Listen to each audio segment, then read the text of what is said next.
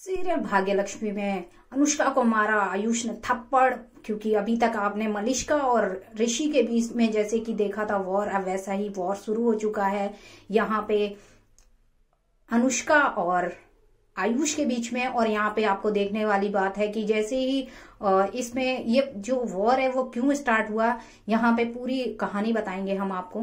यहाँ पे जो है आयुष से पूछती है अनुष्का कि यहाँ पे शालू तुमसे मिलने आई थी, चुपके से शालू तुमसे मिलके गई लेकिन तुमने मुझे नहीं बताया। इसी बात पे भड़क जाता है आयुष, और आयुष को तो पता भी नहीं होता कि शालू घर के अंदर आई थी। वो बच्चों से मिलने आई थी और बच्चों ने अपना प्लान बताया मम्मी पापा को कैसे मिलाना चाहते वो लक्ष्मी और ऋषि को।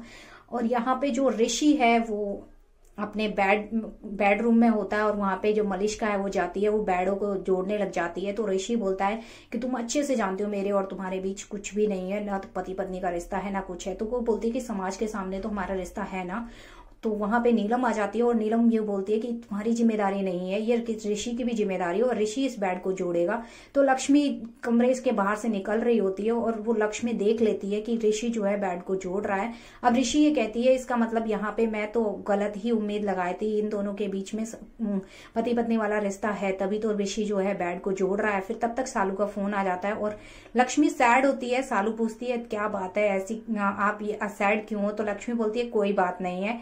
फिर वो बताती है शालू को। शालू जब बहुत ज्यादा पूछती है तो बोलती है कि मलिष्का को और मैंने ऋषि को देखा बेड जोड़ते हुए, वहां पे अलग अलग बेड था उन दोनों का। और शालू जो है वो बच्चों से मिलके आई, वो ये बात लक्ष्मी को नहीं पता थी। लेकिन मलिष्का ने जो है अपने जासूस छोड़ रखे हैं, तो गार्ड ने उसको बताया कि शालू आई थी।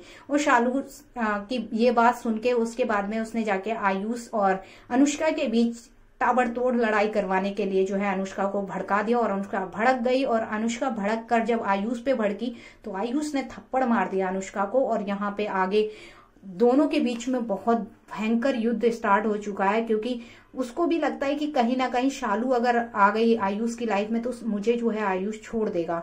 अब जो मलिष्का को डर सताता था वो आयुष के लिए, जैसे ऋषि के लिए कंसर्न थी बहुत ज्यादा मलिष्का, वैसे ही आयुष के लिए जो है अनुष्का होने लगी है। और उसको भी लगता है कि कहीं ना कहीं अगर शालू लाइफ में वापस आ गई आयुष के तो ये मेरा घर भी नहीं रहेगा।